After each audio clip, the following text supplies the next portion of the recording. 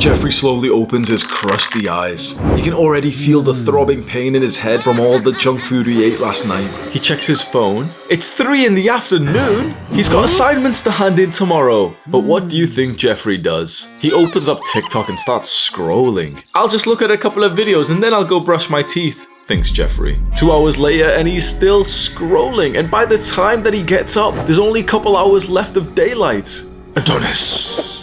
Adonis is awake before the birds have even begun to sing. He understands that for men, life is a race, and if you want to win this race, you have to start before everyone else. Adonis doesn't check his phone. He doesn't even know what TikTok is. Whilst Jeffrey is staggering home from his night out, Adonis is on his morning run. By the time Jeffrey wakes up, Adonis has already been to the gym and finished his work for the day.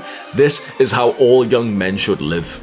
Myself and a lot of other guys my age, so I'm 25 years old, are so grateful that we've never actually used TikTok properly. But this video is for those younger men who may have a TikTok addiction. And this seems like a little wishy-washy video, just talking, TikTok's a bad app. But as we get further and further into our understanding of what TikTok actually is and how it truly ruins your life, you start to realize that this is a lot more serious than we think it is. Because on the surface, TikTok seems like a harmless app. It's just, social media. It's just a bit of fun. You can see videos of people like dancing or doing some goofy pranks. Yeah, it's okay, isn't it? But the issue is that TikTok has been meticulously designed to addict you, to siphon away the most important thing that they can take away from you, which is your attention. You open the app harmlessly, just a quick 2 minutes of fun, you start scrolling. The videos are only 15 seconds long, so you surely can't spend too much time on here, right? And then hours pass by, and did you know that the average TikTok user is on TikTok 5 times more than the average YouTube user uses YouTube? 5 times more. YouTube's been around for more than a decade, and it's amassed about 2 billion users. TikTok's been around for about 2 years, and it's got about half that of YouTube, and it's growing much faster. There's a key to TikTok's ability to hook your attention and just take away hours per day, and it's through the use of unpredictable rewards. Now, you've probably heard about people talking about dopamine recently, haven't you? Like dopamine detox, and Andrew Huberman is like a scientist who talks about dopamine a lot. More and more people are talking about dopamine, and I'm not like some scientist, so I'll just give you a very simple explanation. Essentially, dopamine is kind of like motivation. It's not so much the enjoyment of something, it's more so a pleasurable feeling when you're about to get that thing, when you're on pursuit of that thing. Does that make sense? So you don't actually get that much dopamine when you eat the junk food. You get dopamine when you know you're gonna eat the junk food 5 minutes from now. Dopamine's all about the motivation to go and do the thing. And this is how TikTok absolutely hooks, addicts, manipulates your dopamine receptors, because it's not about you just seeing the best kind of video. It's about the search for the best video. It's about the search for the next video that makes you breathe from your nose. Just scrolling and scrolling and scrolling, and your dopamine's just hyperactive because you never know, the next scroll might be really, really interesting. If you've ever studied psychology, you might know that there's a very famous experiment that found this out like decades ago, and this was called the Skinner rat box. B.F. Skinner is a very famous psychologist, mostly because of this experiment. B.F. Skinner ran an experiment where he put rats inside of a box. Skinner observed that the animals responded most to random rewards. The mice or rats or pigeons would press a lever, and sometimes they get a small treat, other times a large treat, and other times nothing at all. Unlike the mice that received the same treat every single time, the mice that received variable rewards seemed to press the lever compulsively. This is the key to TikTok's addiction strategy. You couple that strategy with the fact that Tinder has an endless scroll, like you can't get to the bottom, you just keep scrolling and scrolling and scrolling. It's almost like it's psychological warfare, because you see that the creators of TikTok know what they were doing when they created a platform like this. They know that this would addict you severely, and that there's such a level of friction to stop the pursuit of the next dopamine-filled TikTok. To close the app is actually kind of difficult. It's not uncommon for us to hear of some young guys who are spending more than 1 to 2 to 3 hours per day on TikTok, and there's literally some guys who are more on the extreme side, 5, 6, 7, 8 hours a day. I can already sense that there might be some people watching this who may have fallen victim to like the Jeffrey propaganda that's come from these companies, and you might literally have like this conscious thought right now thinking, oh, but like, it's not that bad, like I only do it a little bit, I only do it like 1 hour a day or 2 hours, or like everyone else in my school uses it. You've got to understand, having a thought like that actually shows that you don't have much respect for yourself, because as a young man, you must know this. Your time your attention, your ability to do work is worth so much. If you expect to become successful in the future, which I just want you to ask yourself right now, you might have never actually asked yourself this question. So ask yourself totally with honesty, do I expect to become successful in the future? More than just average, more than just making £30,000 or dollars per year, which is like average in these countries. Do I expect to become very successful, make 70K, 100K, 200K per year? Because if the answer is yes, the way that you will achieve that goal of becoming very successful is by valuing your time and putting your time into the things that would actually get you to that level of success, isn't it? Because success is literally all just, have you put in your time into the right things? Have you been learning? Have you been implementing? Have you been trying businesses? Have you been experiencing failure and rejection so that you can grow more? Or have you just been staying in a state of comfort, lying down sideways, just getting more dopamine? Now, everything we've discussed in this video is just basic. It's kind of like common sense now. A bunch of people have understood TikTok's, algorithms are really strong, and, there's artificial intelligence, and there's data tracking, and, there's the dopamine and stuff. Most people know this, don't we? It gets kind of deeper when you really research TikTok even more. That's when the hairs on your arm start to stand up, and you look around thinking that this could literally destroy the world. And I'm not over exaggerating when I say that. You see, TikTok is created by a Chinese company called ByteDance. And ByteDance is actually partnered with the CCP, like the Chinese government. In their agreements, which you can literally read in the terms of service, they are legally obligated to send user data to the CCP, which essentially means that the Chinese government has your data. They know what you're addicted to. And that might not seem too bad, right? Oh yeah, what do they want with data? Look, it's very interesting because we're quite young, and you've probably heard more and more over the last few years about data, haven't you? And you probably thought, why do people take that so seriously? Oh, data. we go onto a new website and it says, oh, you're data tracking cookies, and we just press accept. It doesn't make a difference, right? When you're quite young and almost oblivious to this, you don't really think anything about your data. You don't really think your data is worth much. Up until you realize that that's just because we've lived a very comfortable, sheltered life here in the West, or, in some more developed countries like India, Pakistan, and everything. Because you see, in some parts of the world, in particularly China, your data is used to totally control you. So here in the West, our data is used to track our shopping so they can sell us more stuff. Yeah, fair enough. Okay, who cares? Oh yeah, we'll be shown more adverts. Okay, fine, who cares? It's not that important, right? But in China, and this is really true, they already have what's called a social credit system. They've essentially got a score. If you've ever watched that Black Mirror episode, I think it's called Nosedive, where it's everyone has a 5-star rating out of 5 stars of what you'd rate each other for, your social mannerisms and everything. In China, they have that. They literally give you a social credit score, and if your score is too low, they literally restrict your freedom. You can't travel, you can't take buses, you can't take trains. And there's an article I read which showed that when there was some kind of protest in China, they literally locked it down using people's data like this. They stopped people from being able to leave the protest so they could get arrested. They stopped people from being able to enter the protest by stopping certain QR codes or something, people's data from being able to buy trains and everything. You don't realize how much your data can control you just because just yet we haven't experienced that in the West. And this then coupled with the fact, and you might have heard this, that in China, the TikTok algorithm promotes a very different kind of content than it does in the UK. The algorithm in China has been meticulously designed to promote the kind of content that will inspire their young people to become hard and disciplined. What does the algorithm in the West promote? Degeneracy. In their version of TikTok, if you're under 14 years old, they show you science experiments you can do at home, museum exhibits, patriotism videos, and educational videos. Now, they don't ship that version of TikTok to the rest of the world. It's almost like they recognize that technology is influencing kids' development, and they make their domestic version a spinach version of TikTok, while they ship the opium version to the rest of the world. How is this linked? What does this all mean? So TikTok in the West promotes degeneracy, and you've known this, right? You've seen these little TikTok girls shaking ass and all this. Sometimes you see real fucking porn, you see some actual nudity on TikTok in the West and everything. Little 13-year-old boys are seeing this stuff. This was actually an interesting article. If a 13-year-old boy typed OnlyFans in TikTok, some shit like that, if he typed it or searched it or whatever, he would be then shown a bunch of OnlyFans. Of course, do you know what I mean? If you search OnlyFans, or if you show an interest in the OnlyFans and the data picks up, no matter if it even knows that your account is owned by a 13-year-old, it will start to show you literal OnlyFans models that are trying to tell you to subscribe to their fucking OnlyFans list. Do you understand the severity of this? Because many people won't at this point. This just seems, oh, well, they're just making people here degenerates, addicted to sex and, shaking ass or whatever in China, making them productive. It doesn't seem that bad, right?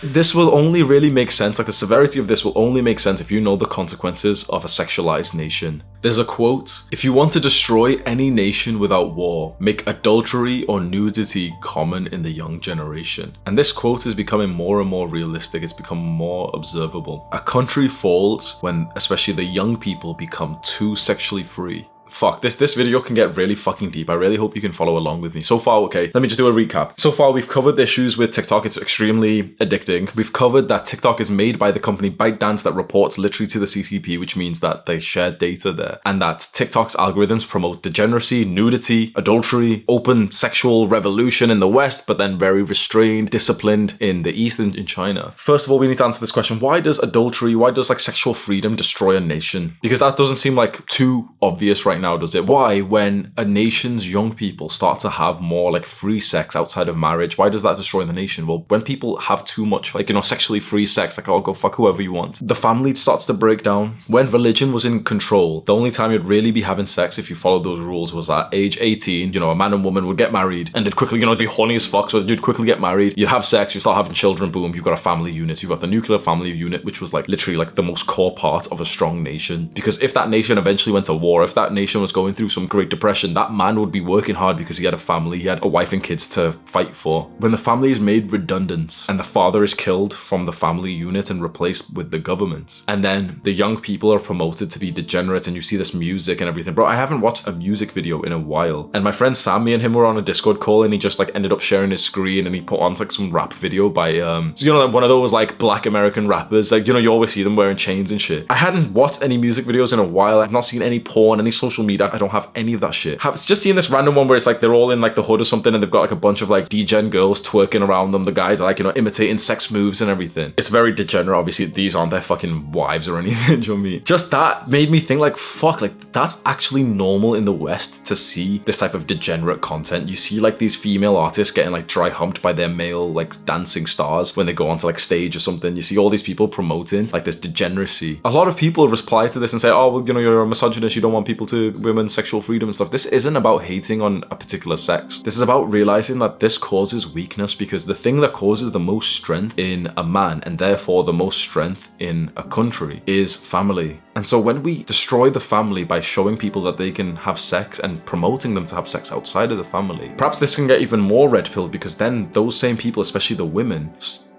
this gets very fucking red pilled, honestly. Like you start to see all the plots like linking together. I'll put this all together soon. But the next thing we need to discuss is what happens when sexual freedoms are opened. What happens when young people are allowed to like to just fuck, and it's just normal to be on Tinder and stuff. Men get extremely horny, and so men really want to fuck, and so men start crowding and start wanting to fuck the same girls, and they're sending the messages and everything. That means that women's self-esteem and like self-identity starts to inflate, because an average girl is now getting the attention of like a fucking 100 years ago. An average girl is getting hundreds of messages, literally like almost like a rock star level attraction that she's getting, and she's literally just like a 5 or something. And I don't say this like disrespect her, I'm just saying like the brutal truth. So what happens if sexual freedom is opened up? Men are now allowed to like hoard women and start texting them all the time, and of course, like when you're allowed to just fuck as a guy, it's like you may as well go shotgun strategy and message as many girls as possible. Women's self-esteem is rising from that, so women start seeing themselves better. When women see themselves better, they only want to fuck guys who are better than them. So this 5 now thinks that she's an 8 because of the hundreds of Tinder matches that she's getting, and now she'll only fuck guys who are 8s, 9s, and 10s. But these guys won't want to get into a serious relationship with her, which means that she will, like, sounds fucking gross, and I don't mean to be like sexist, but she will get ran through by the chads that don't want a real relationship with her because they still see her as a 5, even though she sees herself as an 8.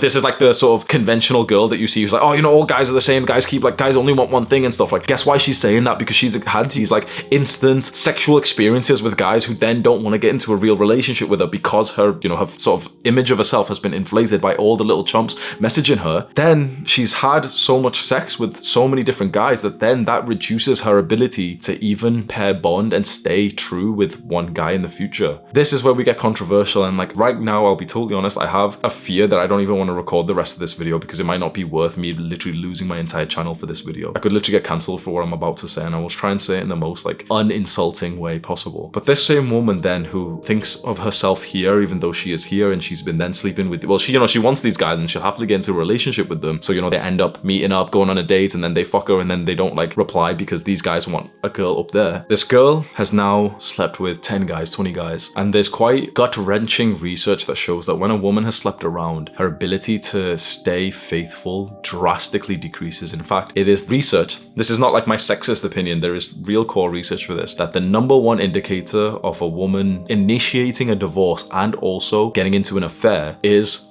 her premarital sex history. The number one indicator that she will divorce you or cheat on you is simply just how many guys she has slept with before you. What's interesting is that it is not about the number of times that she has had sex. So a woman could have sex with her boyfriend 10,000 times, and that would actually like affect her less than if she had 10 hookups just one time each. So with the promotion of degeneracy, women essentially become corrupted, and that largely destroys their ability to be able to like stay faithful with the guy that they eventually want to really get with. And this is the dynamic you see of like a bunch of like, you know, younger girls who have been really pushed to be like so sexually free when they're 16 and 17, 18, having sex since they were like 13 years old, going to parties and 18, 19, 20, you know, just enjoying themselves. Girls just want to have fun and stuff, double digit body counts. And you know, guys aren't like free from the responsibilities of this as well. I'll discuss guys, but I just want to talk about what happens to girls. She gets to 22, 23, 24, she wants to start taking things a bit more seriously. She's like with 15 guys, 20 guys, she's, you know, had a couple of relationships here and there. And eventually when she's 29 years old, 30 years old, 31, you know, she's had like 10 years working and everything, and now she really wants to get married. She's got pressure from her parents to have kids and everything. Then she meets a chump like you, and you're a real man who'll take care of her, who doesn't just want her for sex like all those fuckboys did. Yeah, all those assholes did. They just used. Then she meets a real man like you.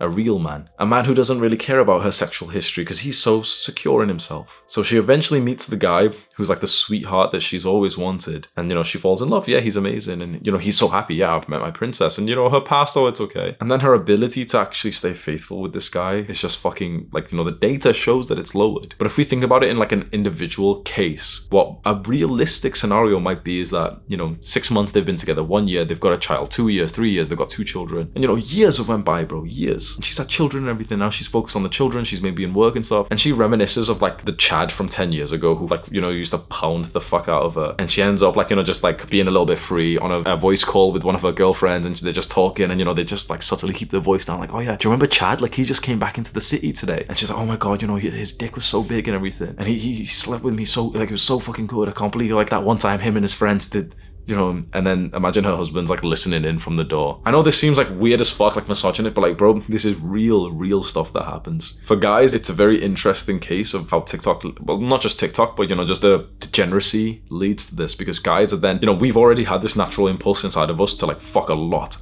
And so when we're then heavily promoted to do so, and it's kind of open to, you're being sold sex more than you realize. Like, you're being castrated. Like all these porn websites, TikTok, social media, you know, like they know that you're so addicted to sex, so that they've just like allowed women to, you know, present themselves in this way, because then they're just hooking your attention and they make more money from you. And so the majority of guys go through life just totally just addicted and just distracted by like the sexual shit they see on screens, by, you know, movies and music videos and porn and everything. And the top 10% of like chads, you know, the top 10% of guys, they're eligible to have sex. And so it's a really weird dynamic where like literally the majority of guys have a porn addiction. They're totally lonely, and yet just a small percentage of men have got literally an astronomical body count, like have slept with so many women that you wouldn't even believe. You know, there's men out there who have quite literally slept with thousands of women, and there's a fair amount of guys who have slept with hundreds of women, and yet there's millions, billions of guys who have never even kissed a girl before. So all of these problems, you know, stem from degeneracy. Degeneracy is promoted by TikTok, and all these problems lead to a weak country. It leads to a country that doesn't have a strong family unit. It leads to a country that has men who don't have children, who don't have wives to work hard for. And so those men just kind of, you know, sleep away into the darkness and just go to work, grudgingly come back and just like jack off. And 10 years from now, it'll be the exact same routine, but they'll come back and exchange 0.1 Ethereum for a cuddle in virtual reality, fucking metaverse. TikTok isn't entirely to blame for this, because degeneracy has started in these Western countries for a while. But how TikTok comes into this equation is very interesting. There is a term called subversion. Subversion is a term for destroying your enemy's culture from the inside. It's like a war tactic. There is literally a war tactic that discusses how to destroy a nation without actually going to war, and it's by degrading their culture and the strength of their men. And there is a war strategist, a very famous Chinese war strategist from like ages ago, hundreds or maybe thousands of years ago, called Sun Tao. And there's a book called The Art of War. And in this Chinese book of like war strategy, it says that one of the greatest war strategies out there is to destroy the enemy country without even fighting a war that they realize that they're fighting. Essentially to like have an invisible war that the enemy country doesn't even realize that they're at war. That strategy has been used to create TikTok. It is literally destroying like the culture, the values of other countries, promoting degeneracy at like a compounding scale, weakening the men there. I heard this, I don't know if this is true, but school kids in China are being given the art of war to study in school. Like that's like compulsory reading. In the UK, we have fucking Biff and Chip. Like we have like these books that we've been reading since like, you know, Biff kicked over the ball into his neighbor's backyard and he's gotta go get it. We've been reading this shit. China's been preparing for war, openly stating that they are going to war. And everyone here is too busy just twerking.